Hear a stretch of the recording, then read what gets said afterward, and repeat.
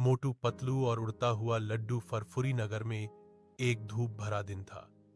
पक्षी चहचहा रहे थे, बच्चे स्कूल जा रहे थे और चाय वाले की दुकान से खुशबू आ रही थी। मोटू और पतलू हमेशा की तरह वहीं बैठे चाय पी रहे थे।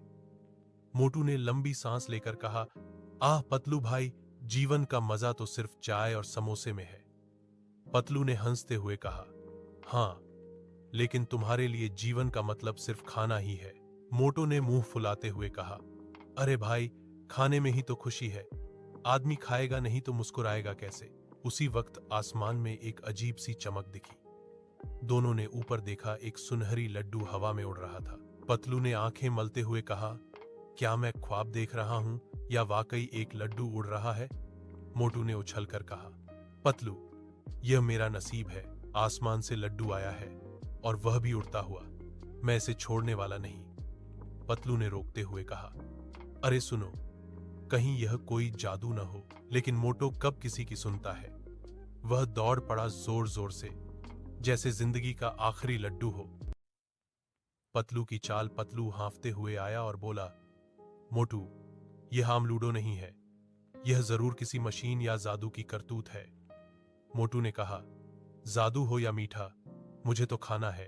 पतलू ने जेब से एक दूरबीन निकाली, जो वह हमेशा हालात के अनुसार रखता था। उसने देखा, लूडो के नीचे एक छोटा प्रोपेलर लगा हुआ था। अच्छा, तो यह किसी ने बनाया है, एक उड़ता हुआ लूडो रोबोट, पतलू ने कहा। मोटू हैरान होकर बोला, क्या, लूडो भी रोबोट? वाह भाई वाह, अब तो दुनिया वाकई महकी हो गई। पतलू ने कहा, अब हमें मालूम करना होगा कि यह लूडो कहां से आया है। लड्डू लैब का राज। पतलू ने लड्डू के पीछे जीपीएस लगा दिया। जी हां, उसके पास वो भी था और दोनों उसके सिग्नल के पीछे चल पड़े। सिग्नल उन्हें शहर के एक पुराने कमरे तक ले गया, जहां बाहर बोर्ड लगा था, लड्डू लैब प्रवेश निषेध है। मोटू ने कहा, वाह, लड्डू लैब, मेरे सपनों की जगह। पतलू ने डांट कर कहा, चुप रहो, पहले देखते हैं अंदर क्या चल रहा है। दोनों ने खिड़की से झांका तो देखा कि अंदर एक बूढ़ा वैज्ञानिक बैठा था। वह मशीन में लूडो रखकर कुछ बटन दबा रहा था और लूडो हवा में उड़ जाते थे। मोटू के मुंह से बेखतियार निकला, यह तो लूडो की फैक्ट्री है। जन्नत जमीन पर उतर आई। मोटू की शरारत। पतलू ने कहा, हमें इजाजत लेकर बात करनी चाहिए। लेकिन मोटू के दिमाग में सिर्फ एक ही लफ्ज गूंज रहा था, लूडो, लूडो डॉट लूडो। वह दबे पांव अंदर घुस गया, एक लूडो उठाया और बोले बिना मुंह में डाल लिया। अचानक पूरा लैब हिल गया। अलार्म बजने लगा, अलार्म अलार्म। कोई लूडो खा गया। मशीन चलाने वाले रोबोट चिल्लाने लगे। वैज्ञानिक मुड़कर बोला, यह किसने मेरा प्रायोगिक लड्डू खाया? इसमें रॉकेट फ्यूल था। मोटू के कान खड़े हो गए। किक किया रॉकेट फ्यूल? पतलू अंदर भागा। मोटू, थू थू करो फौरन। लेकिन मोटू ने कहा, मैंने तो चबा भी लिया। उसी लम्हे बूम, मोटू हवा में उड़ गया। मोटू का फ्लाइट एडवेंचर। पतलू चिल्ला रहा था, मोटू आओ, नीचे आओ।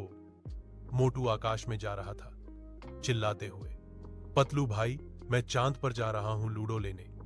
वाह वाह वाह। पूरा फरफुरी नगर आकाश की ओर देख रहा था। बच्चे तालियां बजा रहे थे।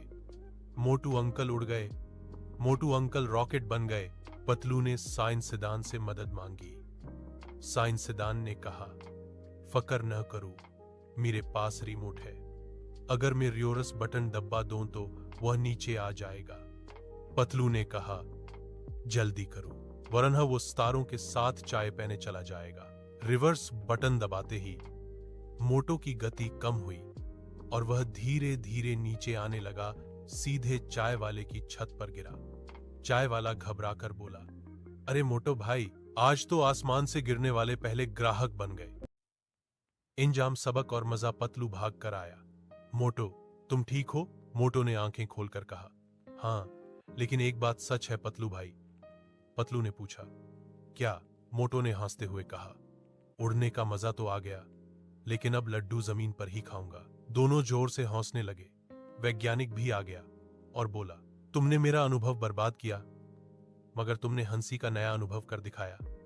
मोटू ने शर्मिंदगी से कहा, माफ कीजिए प्रोफेसर, मैं बस भूखा था। प्रोफेसर हंस पड़ा।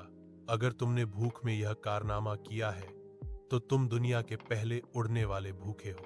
पूरा फरफुरी नगर हंसी से गूंज उठा। चाय वाले ने कहा, चलो भाई, आज मोटो के सम्मान में लड्डू पार्टी होगी, लेकिन उड़ने वाले नहीं, जमीन वाले लड्डू।